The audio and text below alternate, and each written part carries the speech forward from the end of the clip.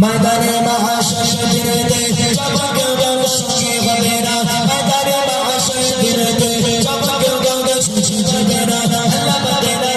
ইয়া আল্লাহ ইয়া গাফফার ওই সময়তে মাথার আরাদ ছুটে সূর্য নেমে আসবে সূর্য নেমে আসবে মাথা ঘুরে বলে বক বক বক করে ফুলে নাকি কানে ছুটে মুক্তি বাবা ছয় মারাবে ওকে জীবন নবী পর্যন্ত ঠিক যাবে